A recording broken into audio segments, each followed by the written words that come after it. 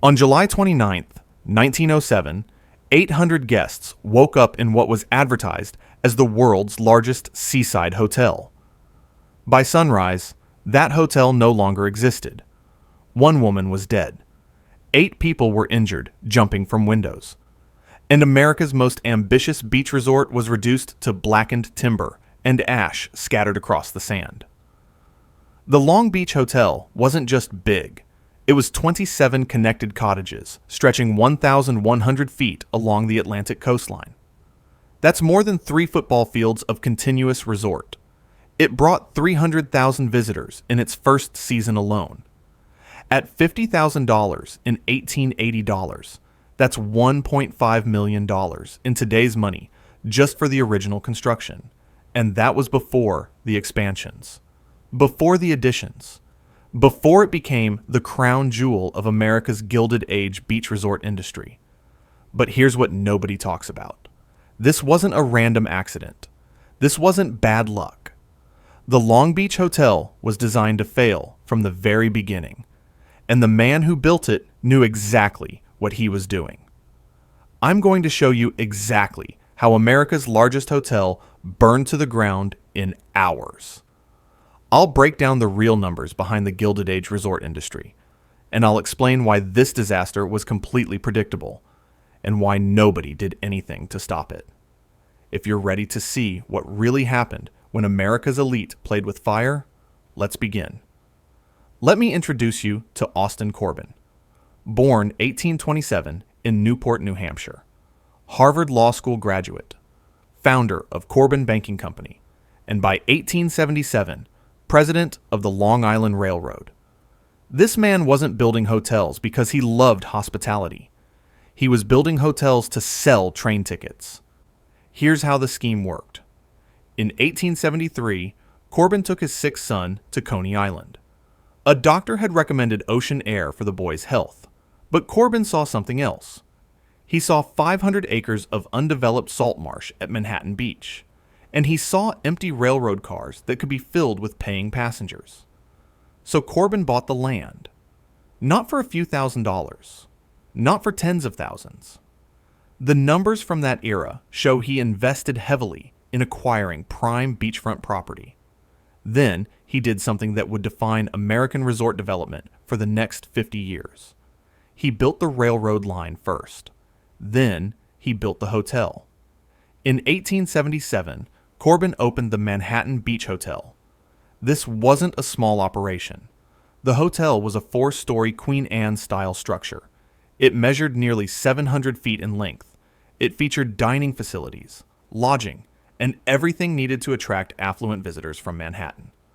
The opening drew such massive crowds, over 15,000 people, that his own railroad couldn't handle the capacity. Former President Ulysses S. Grant gave the dedication speech. This was 12 years after the Civil War ended. This was America's hero standing on a beach telling everyone that this was the future of American leisure. 3 years later, in 1880, Corbin expanded with an even grander structure, the Oriental Hotel. This hotel had 150 guest rooms. It featured restaurants, ballrooms, and shops. President Rutherford B. Hayes gave the opening speech. The Brooklyn Daily Eagle called it the best hotel on the Atlantic Ocean. And they weren't exaggerating. This was first-class accommodation designed specifically for millionaires who wanted Newport or Saratoga, but closer to New York City. But here's the thing nobody mentions. Corbin had a no Jews allowed policy at Manhattan Beach. He hired Pinkerton agents, private police, to patrol his private boardwalks and keep out anyone who didn't meet his standards. This wasn't about hospitality. This was about creating an exclusive enclave for Protestant millionaires. And it worked, spectacularly. The resort featured horse racing at the nearby Sheepshead Bay track. It had fireworks displays by James Payne, an English manufacturer who turned pyrotechnics into theater. It had everything that money could buy in the 1880s America, and Corbin was making a fortune on every train ticket sold. That same year, 1880, Corbin looked west along Long Island and saw another opportunity. A barrier island called Long Beach, about 24 miles from Manhattan, completely undeveloped, just sand dunes and salt grass. And Corbin saw dollar signs, so he did it again. He worked with the Long Island Railroad to lay tracks from Lynbrook to Long Beach, and then he built his masterpiece. A row of 27 cottages along a 1,100-foot stretch of beach. Each cottage connected to the next, creating what he marketed as the world's largest hotel. The Long Beach Hotel opened in 1880. That first season, the railroad brought 300,000 visitors to the island. Think about that number. 300,000 people in one summer. In 1880, before cars, before planes, all of them arriving by train, all of them buying tickets from Austin Corbin's railroad, all of them staying at Austin Corbin's hotel. This is what happens when you control the transportation and the destination. Corbin was printing money. Each visitor represented multiple revenue streams: the train fare, the hotel room, the meals, the entertainment, the bathing pavilion, all of it flowing into Corbin's pockets. By the next spring, tracks had been laid the entire length of the island. The operation was humming. The resort was packed. America's wealthy elite were discovering that you didn't need to travel to Newport or Saratoga Springs. You could take a short train ride and be on the beach with all the luxury you expected. But that's when the problems started. Winter storms hit the exposed barrier island. The tracks, laid directly on the sand, washed out repeatedly. By 1894, Corbin was forced to remove the railroad tracks entirely. The very infrastructure that made Long Beach profitable was destroyed by nature. And here's what's critical to understand. Corbin knew this would happen. Barrier islands are called barrier islands for a reason. They take the full force of Atlantic storms. The sand shifts. The beaches erode. Building permanent infrastructure on a barrier island in the 1880s was reckless. Building it with wood was suicidal. But Corbin didn't care, because the hotel was still standing and people were still coming. They arrived by steamboat now instead of train. The resort adapted. The money kept flowing, and Corbin kept collecting. For 27 years, the Long Beach Hotel stood as a monument to Gilded Age excess. 27 years of wealthy New Yorkers escaping the city heat. 27 years of profit. 27 years of ignoring the fundamental problem. The entire structure was made of wood. Let me tell you about William H. Reynolds, age 39 in 1906, former New York State Senator, real estate developer extraordinaire, and the man who would bet everything on Long Beach. Reynolds had already made his fortune in Brooklyn. He developed Bedford-Stuyvesant, Borough Park, Bensonhurst, South Brownsville. At age 18, he opened a real estate broker's office and made $40,000 in profit his first year. That's $921,000 in today's money. By the time he was done in Bedford, he had amassed $500,000 in profit. That's $11.5 million in 2024 dollars, all before he turned 30. But Reynolds wasn't satisfied with residential development. He wanted something bigger, something spectacular, something that would make his name legendary. So in 1904, he built Dreamland at Coney Island. Cost, $3.5 million. That's roughly $120 million in today's money. The centerpiece was a tower, 375 feet tall, studded with 100,000 electric lights. In 1904, this was one of the tallest structures in the United States. You could see it for miles. Thousands of workers built it in less than 6 months. The fastest entertainment project of that scale ever constructed. Dreamland was a massive success, and Reynolds started looking for his next conquest. In 1906, he turned his attention to Long Beach, the island that Austin Corbin had developed, the resort that still attracted thousands of visitors every summer, the hotel that was now nearly 30 years old. Reynolds didn't just buy property. He formed a partnership with the presidents and vice presidents of Brooklyn and Nassau County's biggest banks and trusts. These weren't small investors. These were the power players of New York finance. And together, they created the Long Beach Estates Company with one purpose: to transform Long Beach into America's premier resort destination. Reynolds had a vision. He would build a boardwalk to rival Atlantic City. He would dredge a deep channel on the north side of the island so that large boats and seaplanes could access the resort. He would develop hotels, homes, casinos, theaters. He would make Long Beach the playground of America's wealthy elite, and he would control it all. His first publicity stunt was brilliant. Reynolds marched a herd of elephants from Dreamland in Coney Island to Long Beach. The elephants helped build the boardwalk. Newspapers covered it extensively. Everyone was talking about Reynolds and his grand vision for Long Beach. This wasn't just development. This was theater. This was spectacle. This was how you sold real estate in 1906. The Long Beach Hotel stood at the center of everything. It was still being marketed as the world's largest hotel. It still attracted hundreds of guests throughout the summer season, and Reynolds saw it as the foundation for his even grander vision. But here's the problem. The hotel was now 27 years old. It had withstood decades of salt air, winter storms, and constant exposure to the elements. The wood was aging, the structure was deteriorating, and nobody was paying attention to the fundamental risk. Because in 1907, the hotel was still profitable, still prestigious, still the crown jewel of Long Beach, still packing in 800 guests on any given summer night. Until July 29th, 1907. July 29th, 1907. Early morning hours. The Long Beach Hotel is at full capacity. 800 guests are sleeping in the 27 connected cottages that stretch along the beach. Many of them are families from New York City. Some are staying for the entire season. Some are just visiting for a few weeks. All of them paid premium prices to sleep in what was advertised as the world's largest and most prestigious beach resort. William H. Reynolds himself is a guest that night. The man who has invested everything into the future of Long Beach is staying at the very hotel that symbolizes its past. He has no idea that within hours, he'll be organizing fire brigades and rescue crews. He has no idea that the structure around him is about to become an inferno. The fire starts inside the hotel. The official cause? Defective electric wiring. In 1907, electrical systems in hotels are still relatively new.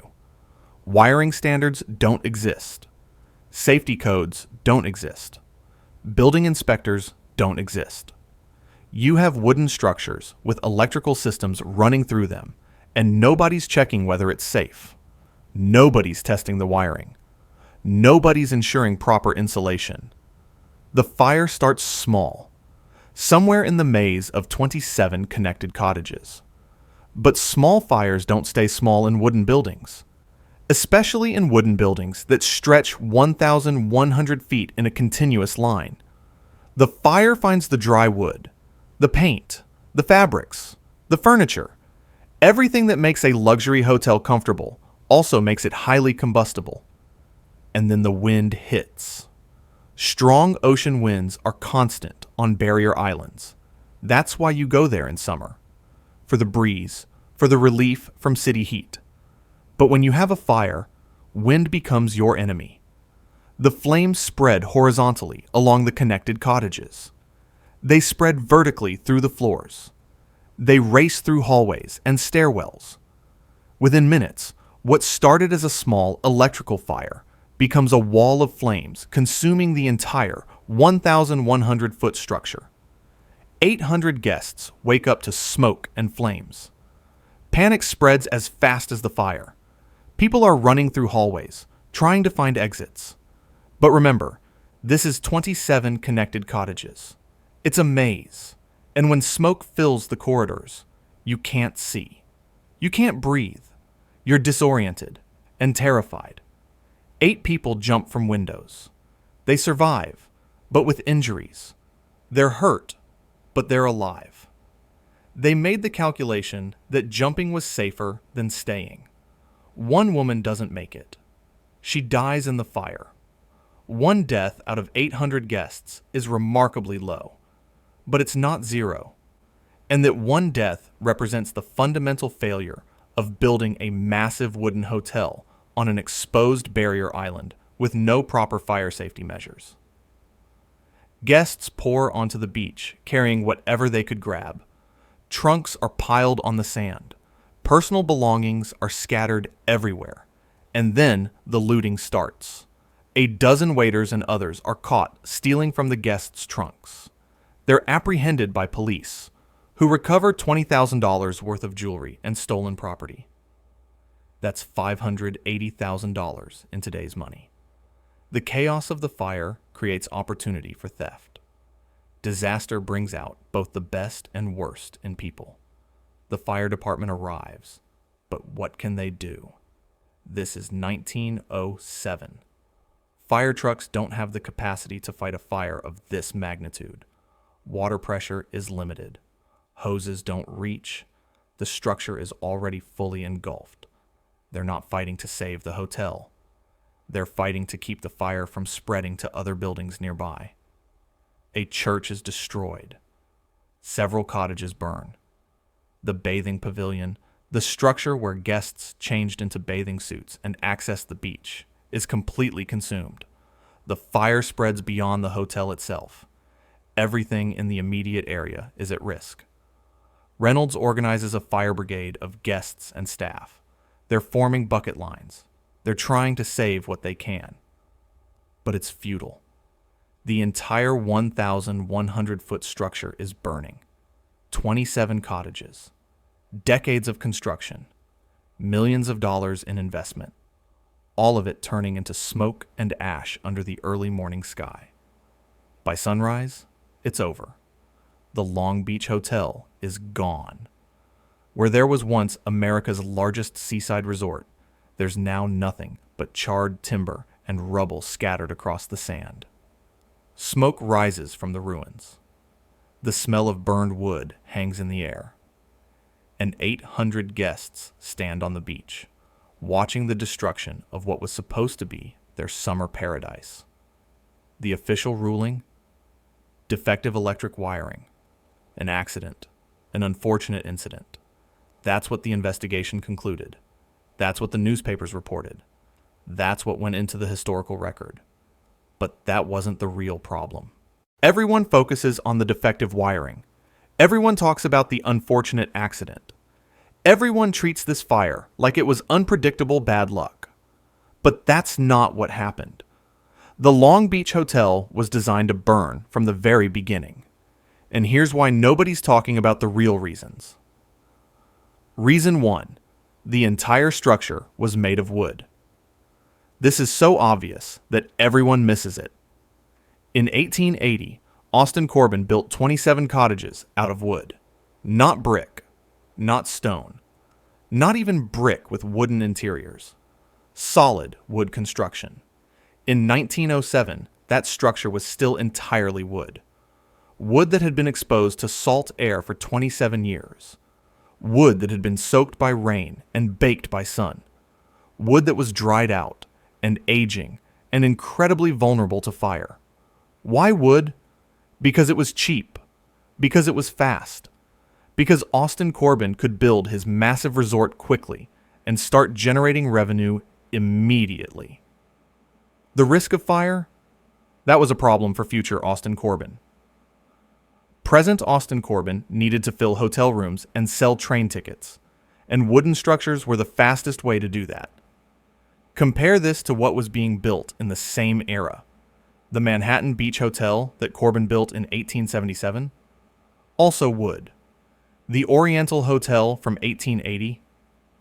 Wood. The pattern was consistent.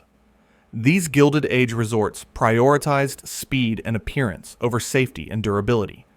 They looked magnificent. They attracted wealthy guests, but they were fundamentally vulnerable to the one threat that could destroy everything: Fire. Reason 2. No fire safety standards existed. In 1907, there were no building codes for fire safety in hotels, no requirements for fire escapes, no requirements for sprinkler systems, no requirements for firewalls or compartmentalization, no requirements for non-flammable materials. Nothing. If you owned the land and had the money, you could build whatever you wanted, however you wanted. The Long Beach Hotel had 800 guests and no proper fire safety measures. Think about that.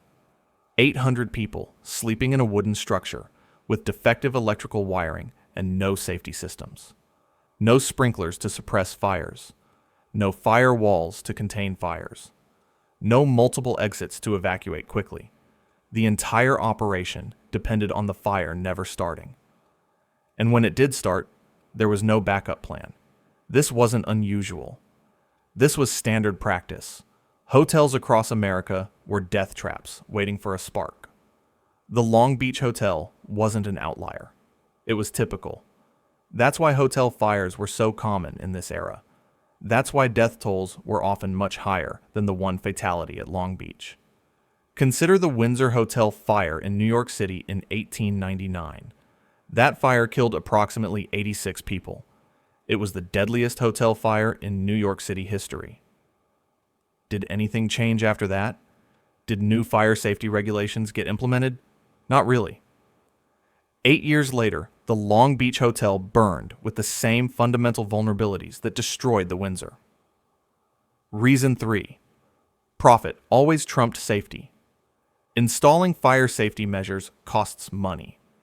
Building with brick instead of wood costs money. Creating fire walls costs money. Installing sprinkler systems costs money. Every dollar spent on safety is a dollar not available for dividends, expansion, or profit. And in the Gilded Age, profit was the only thing that mattered. Austin Corbin built the Long Beach Hotel to sell train tickets and generate revenue. William Reynolds invested in Long Beach to create the next Atlantic City and make a fortune on real estate development.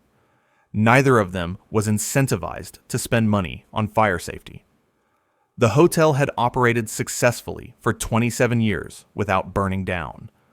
Why spend money on a problem that hasn't happened yet? This is the fundamental calculation that destroyed the Long Beach Hotel. Not defective wiring, defective incentives.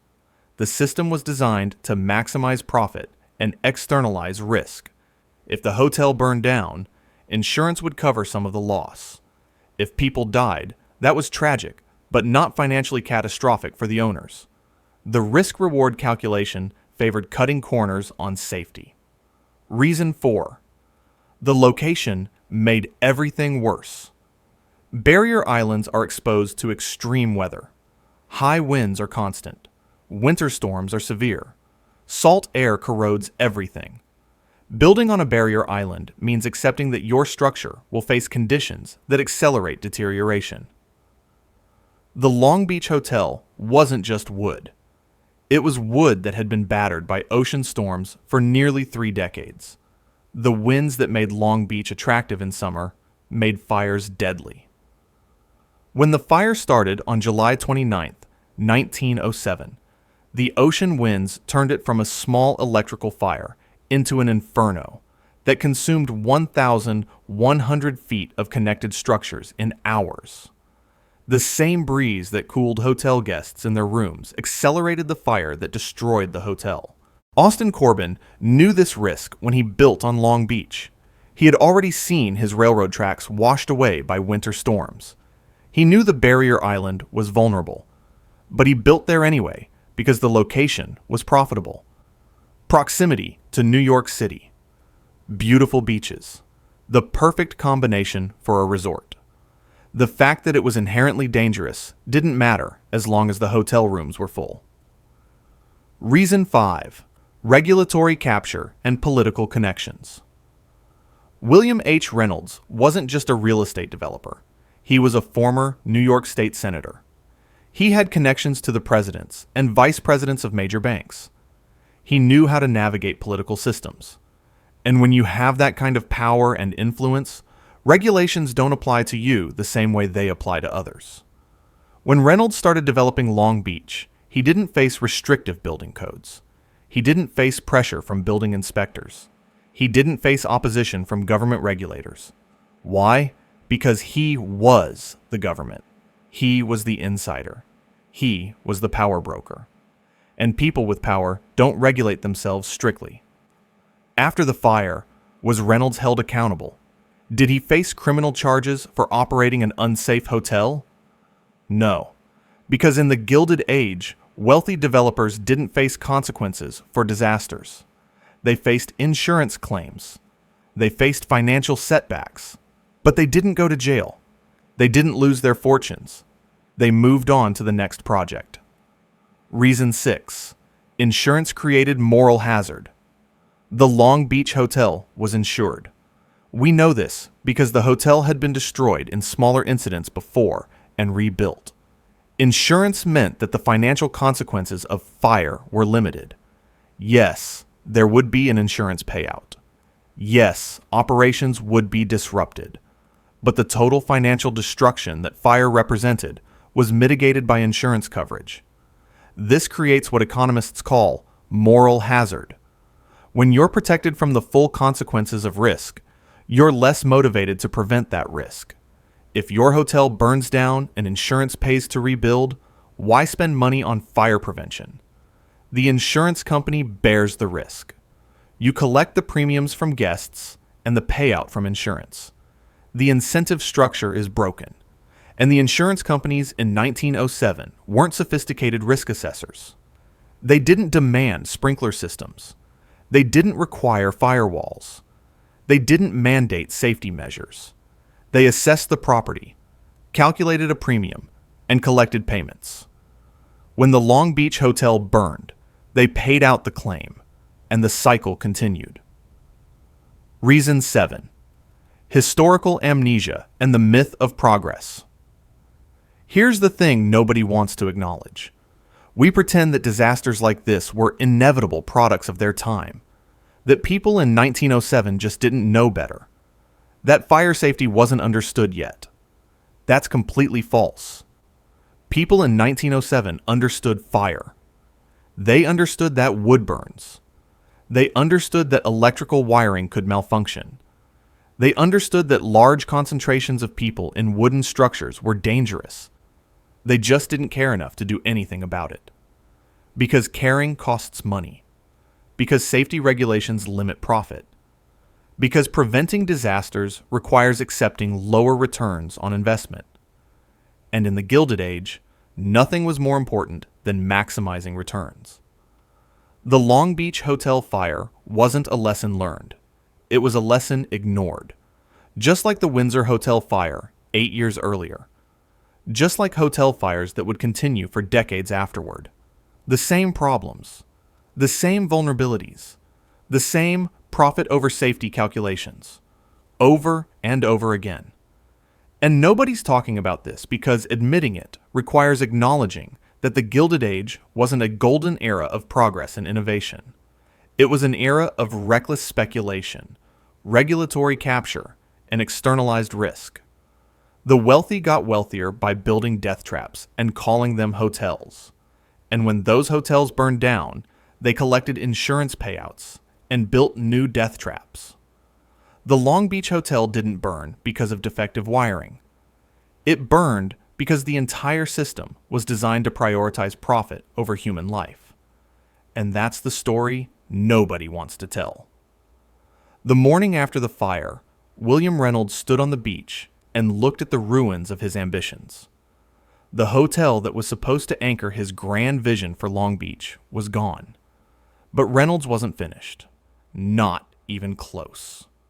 This was a man who had built Dreamland in less than 6 months. This was a man who had developed entire Brooklyn neighborhoods. One hotel fire wasn't going to stop him. So Reynolds did what all great developers do. He pivoted. Instead of rebuilding the Long Beach Hotel, he decided to build around it. He expanded his vision. He would build new hotels, better hotels, modern hotels, and he would create the infrastructure to support a world-class resort destination. In 1907, Reynolds began implementing his master plan. He built the 2.2-mile boardwalk along the beach. He built a casino at the corner of Shore Road and Long Beach Boulevard. He built the Nassau Hotel on West Broadway at National Boulevard. This wasn't a small hotel. This was designed to be the flagship property that would replace the Long Beach Hotel as the crown jewel of the resort. Reynolds dredged Reynolds Channel, a deep waterway on the north side of the island. Now large boats and seaplanes could access Long Beach directly. You didn't need the railroad anymore. You could arrive by water. You could arrive by air. Long Beach was becoming accessible in ways that Austin Corbin never imagined. The Nassau Hotel attracted exactly the clientele Reynolds wanted. Famous dancers Vern and Irene Castle opened a nightclub there. Reynolds built the Castles by the Sea Theater specifically for them in 1912. Will Rogers stayed there. Sarah Bernhardt stayed there. This was the glittering elite of American entertainment choosing Long Beach as their summer destination. This was Reynolds' vision coming to life. During World War I, the Nassau Hotel became a military hospital. The U.S. military took over the facility. Long Beach temporarily became a military settlement. But after the war, the Nassau picked up right where it left off. The cultural elite of New York City returned. The parties resumed. The glamour returned. Long Beach was back. Reynolds kept building. He developed the Walks, a neighborhood of prefabricated bungalows that sold for $2,500 each. That's about $50,000 in today's money. These weren't luxury properties. These were affordable summer homes for the upper middle class. Reynolds was expanding beyond millionaires. He was creating a resort destination that could support a broader market. In 1914, when Long Beach became an incorporated village, Reynolds was elected the first village president. In 1922, when Long Beach became a city, Reynolds was elected the first mayor. This wasn't just business success. This was political power. Reynolds controlled the government of the city he was developing. He could shape zoning. He could approve projects. He could ensure that Long Beach developed exactly as he envisioned. But behind the success, cracks were forming. In 1918, Reynolds' Long Beach Estates Company went bankrupt. The company owed more than $5 million. That's $97 million in today's money. How does a wildly successful development company go bankrupt? Overextension, excessive debt, too many projects, too much ambition, too little cash flow to service the debt.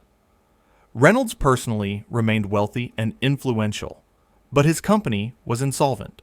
He restructured. He found new investors. He kept building. The Lido Golf Course with his millionaire friends Otto Kahn, Cornelius Vanderbilt, and Payne Whitney. The canals of Lido, which Reynolds funded personally. The Lido Beach development. Every project was more ambitious than the last. Every project required more capital. Every project increased his exposure to financial risk. Then came the legal problems. In 1917, Reynolds was indicted for perjury. He had testified as an expert witness in condemnation proceedings for Rockaway Park land. He claimed he had no personal interest in the property, but investigators discovered he held at least 20% of the Neponset Realty Company, which sold the land to New York City for $1,225,000. That's $23 million in today's money. Reynolds lied under oath to hide his financial interest. This is fraud. This is corruption. This is the kind of behavior that was endemic in Gilded Age real estate development. But the real scandal came in 1924. While serving as mayor of Long Beach, Reynolds was indicted along with city treasurer John Gracie for stealing over $8,000 from city funds. That's $140,000 in today's money. The charges: grand larceny and graft. They had paid contractors who hadn't completed work. Reynolds had ordered Gracie to cut checks without proof of completion, without invoices, without receipts. This was taxpayer money being diverted to Reynolds' associates. This was corruption at the highest level of city government. In June 1924, Reynolds and Gracie were tried and found guilty. Reynolds was sentenced to 6 months in the Nassau County Jail. He was removed from his position as mayor, the man who had built Long Beach, the man who had transformed a barrier island into America's premier beach resort, the man who had made millions in real estate development, now a convicted felon. But this is where political connections matter. Reynolds and Gracie were permitted to remain free pending their appeal. In June 1925, the appellate court reversed the conviction and ordered a new trial. In 1927, the charges were dropped entirely. No jail time, no fine, no consequences. Reynolds got away with it completely. But the damage was done. Reynolds' reputation was destroyed. His political career was over. His financial empire was crumbling. The man who had been mayor, state senator, master developer, and power broker was now a cautionary tale. He continued developing properties. He built the Lido Golf and Country Club in 1928. But the glory days were behind him, and then came the real disaster. The one that made the Long Beach Hotel fire look like a minor setback. The one that would destroy not just Reynolds' empire, but the entire economic system that enabled his rise. October 1929. The stock market crashed. Not a correction, not a recession, a total collapse of the financial system. Banks failed. Fortunes evaporated. The wealthy elite who had been buying summer homes in Long Beach suddenly couldn't afford them. The millionaires who had partied at the Nassau Hotel suddenly couldn't afford the rooms. The entire economic engine that powered Long Beach ground to a halt. Reynolds' timing couldn't have been worse. He had just completed the Lido Golf and Country Club in 1928, a massive luxury development, expensive to build, expensive to maintain, designed to attract the wealthiest Americans. And within a year, those wealthy Americans had lost everything in the stock market crash. The Great Depression devastated Long Beach. Summer homes were abandoned. Hotels closed. The boardwalk, which had been packed with tourists throughout the 1920s, was nearly empty. The dream of Long Beach as America's premier resort destination died with the stock market. But here's the thing people miss. The Great Depression didn't just destroy Reynolds' financial empire. It destroyed the entire model that the Long Beach Hotel represented. The Gilded Age model of exclusive resorts for millionaires. The model of train-based tourism. The model of seasonal occupancy driving annual revenue. All of it collapsed.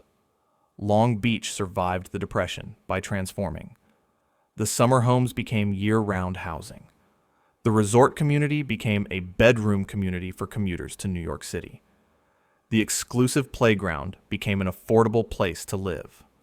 The wealthy elite were replaced by middle-class families, many of them first-generation Americans from Ellis Island, looking for a safe, healthy community to raise children. This was the opposite of what Reynolds envisioned. He wanted Monaco. He got a working-class town. He wanted exclusivity. He got diversity. He wanted seasonal luxury. He got year-round affordability. The Great Depression transformed Long Beach from dream to reality. William H. Reynolds died on October 13, 1931, at age 63. Cause of death, heart disease. But really, he died of a broken dream. The man who had transformed Brooklyn, built Dreamland, developed Long Beach, served as mayor and state senator, that man died having seen his entire vision collapse. His Long Beach Estates Company had failed for $5 million. His legal problems had destroyed his reputation.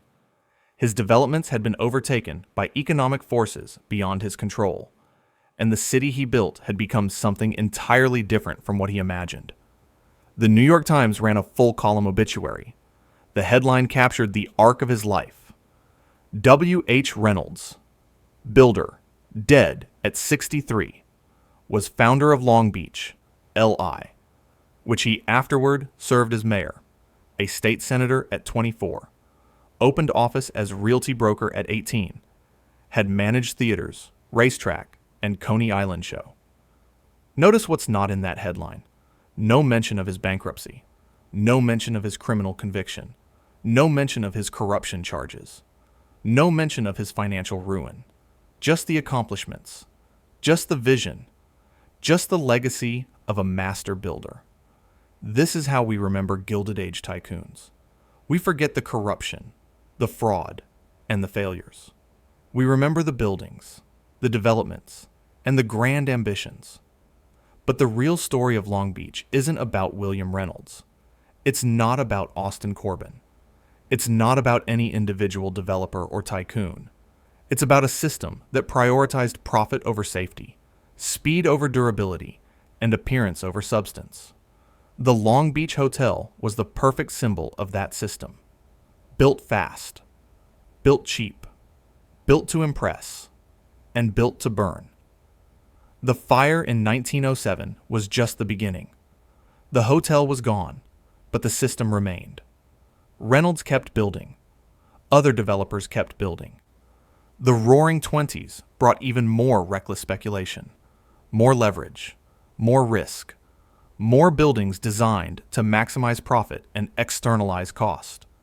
And then it all came crashing down in 1929. The Long Beach Hotel fire killed one person. The Great Depression destroyed millions of lives. Both disasters were predictable. Both were preventable. Both happened because the people in power chose profit over safety, greed over responsibility, and short-term gain over long-term sustainability. And nobody's talking about this because admitting it requires acknowledging that we're still making the same mistakes today. Let's talk about how this connects to today. Because everything I've just described, the reckless speculation, the regulatory capture, the profit over safety mentality, the inevitable collapse is happening right now. Different industries, different technologies, same fundamental problems. Look at tech startups burning through investor money. They're building fast, growing fast, spending fast. No sustainable business model. No path to profitability. Just growth at all costs.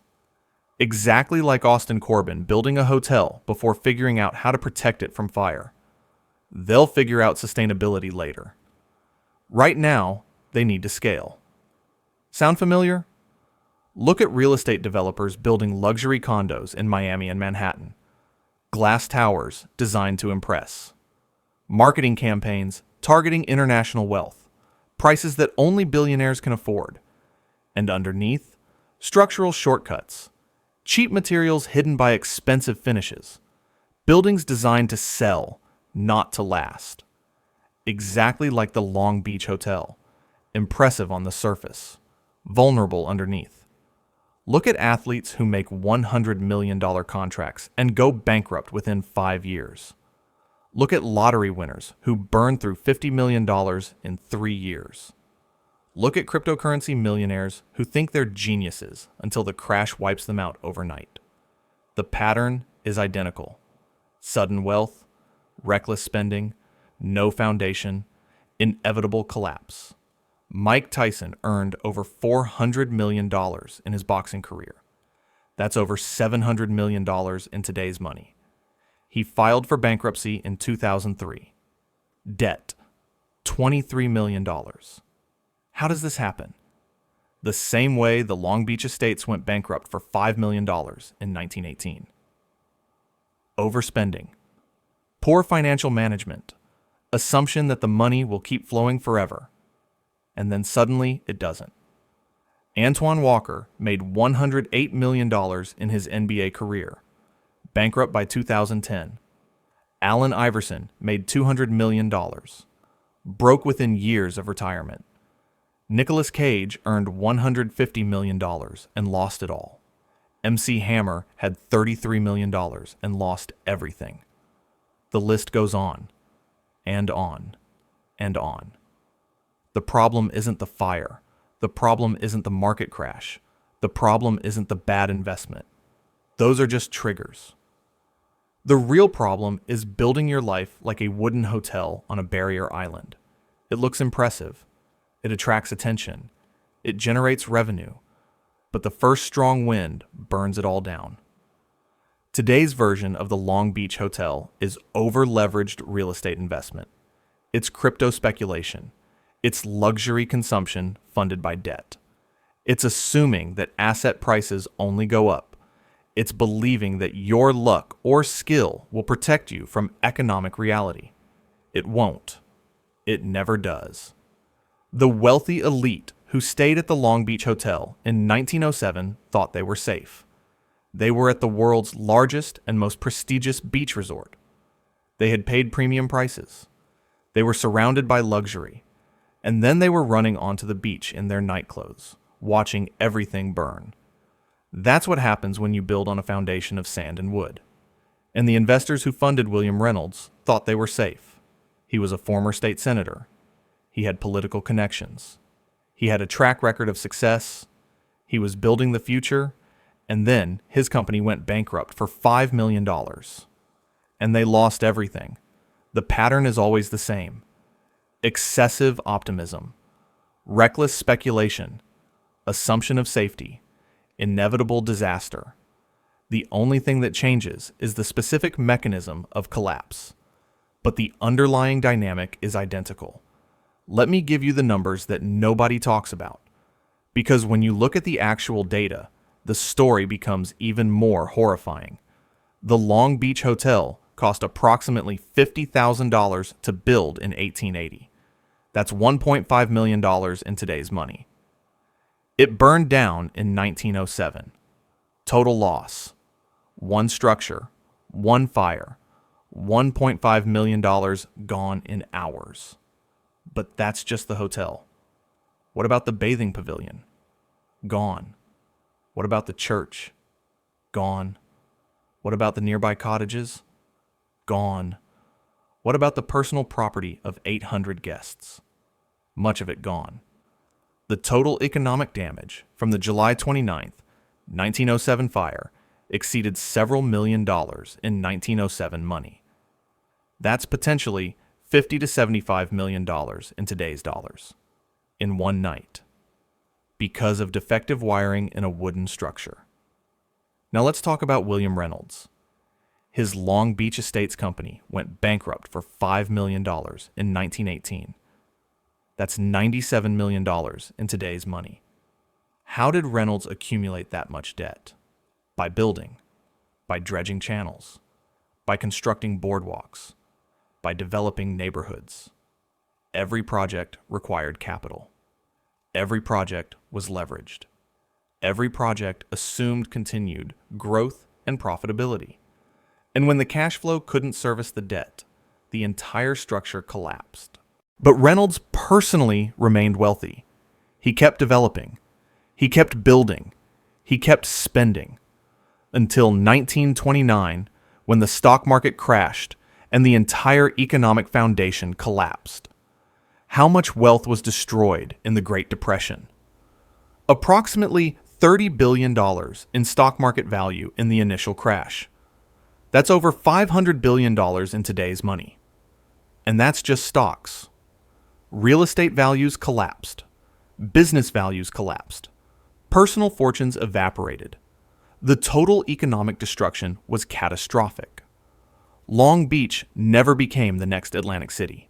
It never became the Monaco of America.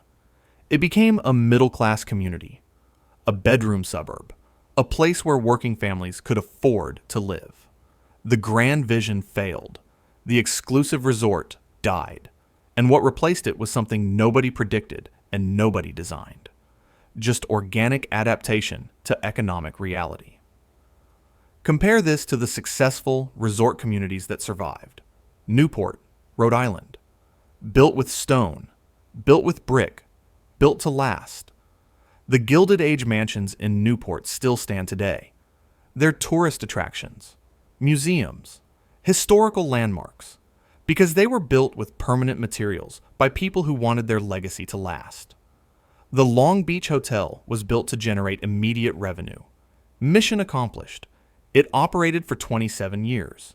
It made money for Austin Corbin. It attracted thousands of visitors. And then it burned to the ground because the fundamental structure was vulnerable. The short-term strategy succeeded. The long-term strategy failed catastrophically. This is the trade-off that nobody wants to acknowledge. You can build fast and cheap. You can maximize immediate returns. You can cut corners on safety and durability. And you'll succeed until you don't. Until the fire starts. Until the market crashes. Until the inevitable disaster occurs. And then you lose everything.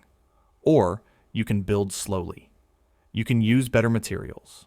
You can prioritize safety over speed. You can accept lower immediate returns for long-term sustainability. And you'll be here in 100 years when all the wooden hotels have burned down and all the over-leveraged developers have gone bankrupt. The numbers prove it. The mansions in Newport are still standing. The Long Beach Hotel is gone.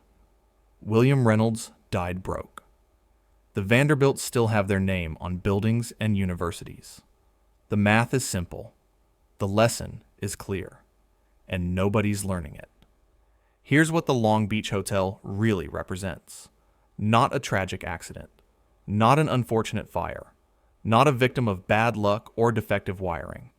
It represents the inevitable result of a system designed to fail. Austin Corbin built a wooden hotel on a barrier island to sell train tickets. The hotel was a means to an end. The goal was railroad revenue, not sustainable hospitality. So he built fast, he built cheap, and he built with wood. And for 27 years, it worked perfectly. Until it didn't. William Reynolds bet his fortune on Long Beach becoming the next Atlantic City. He borrowed millions. He developed aggressively. He used political connections to shape regulations in his favor. He committed fraud and graft to fund his vision. And for a while, it worked. He was mayor. He was successful. He was building his dream.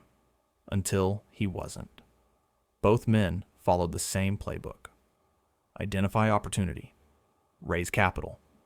Build aggressively. Maximize immediate returns. Assume continued growth. Ignore long-term risks. And both men eventually faced the consequences. The hotel burned. The company went bankrupt. The vision collapsed. The dream died. But here's the critical point. The system rewarded this behavior. Austin Corbin made a fortune from the Long Beach Hotel before it burned. William Reynolds made millions from Long Beach development before his bankruptcy. The short-term gains were real. The recognition was real. The success was real. Until it wasn't. This is why the pattern continues. Because the people who build wooden hotels and over-leveraged empires get rich. Maybe not forever. Maybe not sustainably. But they get rich enough, long enough, that others want to copy their strategy. And the cycle continues. Build fast. Build cheap. Make money. Crash. Repeat. The Long Beach Hotel teaches us that display destroys wealth. That leverage is dangerous. That cutting corners on safety eventually costs everything. That political connections can't protect you from economic reality. That wooden structures burn. That barrier islands are vulnerable. That the appearance of success is not the same as sustainable success. But nobody learns this lesson. Because the people who need to learn it are the ones making money from ignoring it. And the people who do learn it are the ones watching from the beach as everything burns down. The hotel that burned in 1907 was rebuilt in different forms. The Nassau Hotel rose. Dreamland burned down in 1911. Reynolds kept building. The pattern continued. Until the Great Depression destroyed not just individual hotels or developers, but the entire economic system. And even then, the lesson wasn't learned. Because here we are, over a century later, still building wooden hotels on barrier islands. Different materials, different locations, same fundamental mistakes. The Long Beach Hotel is gone, but the mindset that created it is alive and well. It's in every over-leveraged real estate development, every unsustainable startup, every athlete blowing through $100 million, every lottery winner going bankrupt, every cryptocurrency millionaire assuming their wealth is permanent. The names change, the technologies change, the fundamental dynamic remains identical. Let me give you the final numbers, because this is what nobody wants to acknowledge. Austin Corbin's Long Beach Hotel, 27 years of operation, $1.5 million in construction costs, 1 fire, total loss, 1 death, 8 injuries, 800 guests displaced, millions in damage, gone in hours. William Reynolds Long Beach vision, decades of development, millions invested, bankruptcy for $5 million, criminal conviction for graft, reputation destroyed, death at 63 with his dream in ruins. The city he built becoming something completely different from what he imagined. The Great Depression, total economic collapse, stock market crash, bank failures, mass unemployment, the complete destruction of the Gilded Age economic model. Everything that the Long Beach Hotel represented, luxury, exclusivity, speculation, excess, destroyed in the crash of 1929. The pattern is clear. The wooden hotel burns. The over-leveraged developer goes bankrupt. The speculative bubble pops. Every single time. Without exception. The only question is timing. How long can you keep building wooden structures before the fire starts? How much leverage can you take before the crash comes? How many corners can you cut before the disaster happens? The Long Beach Hotel lasted 27 years. That's pretty good for a wooden structure on a barrier island, but it still burned. William Reynolds built for decades. That's a long career for a developer. But he still went bankrupt. The Roaring Twenties lasted nearly a decade. That's a good run for a speculative bubble, but it still popped. The lesson is simple. Display destroys wealth. Debt destroys empires. Speculation destroys fortunes. Corners cut today become disasters tomorrow. Wooden hotels burn. Over-leveraged developers fail. Bubbles pop. Always. Eventually. Without exception. And nobody's talking about this because the people making money from wooden hotels don't want you to know they're made of wood. The over-leveraged developers don't want you to know their one missed payment from bankruptcy. The speculators don't want you to know the bubble is about to pop. Everyone benefits from you not understanding the system until it's too late. The Long Beach Hotel burned on July 29th, 1907. 118 years later, we're still building wooden hotels. Different materials, different markets, same fundamental vulnerability. The fire is coming. The crash is coming. The disaster is coming. Because the system is designed to create disasters. And the people in power profit from the boom, not from preventing the bust. That's the real story of the Long Beach Hotel. Not a tragic accident. Not defective wiring. Not bad luck. A predictable, preventable disaster that happened because the people in charge chose profit over safety, speed over durability, and appearance over substance.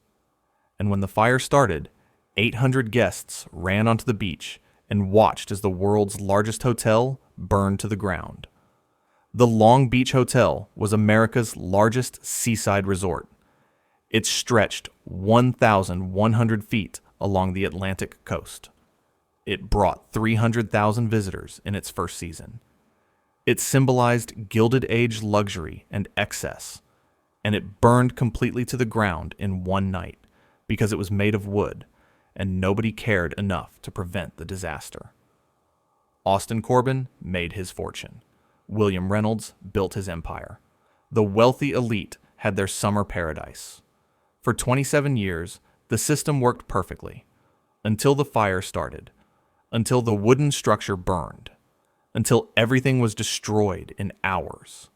1 death, 8 injuries, 800 displaced guests, millions in damage, and the lesson that nobody learned. Because we're still building wooden hotels. We're still cutting corners on safety. We're still prioritizing profit over sustainability. We're still assuming that the fire won't start, the crash won't come, the bubble won't pop, until it does. And then we act surprised. We call it a tragic accident. We blame defective wiring. We move on to the next wooden hotel. Display destroys wealth. Savings build it. The Long Beach Hotel displayed magnificently for 27 years. And then it was gone. William Reynolds displayed magnificently for decades. And then he died broke. The Roaring Twenties displayed magnificently for nearly a decade. And then the Great Depression destroyed everything. The pattern is clear. The lesson is obvious. The evidence is overwhelming. And nobody's talking about this because admitting it requires acknowledging that we're all staying in wooden hotels, waiting for the fire to start. If you want to see what happens when America's next wooden hotel burns down, subscribe for the next video. I'll show you the disaster that nobody saw coming, even though everyone should have. The numbers don't lie, the pattern doesn't change, and the fire is always coming.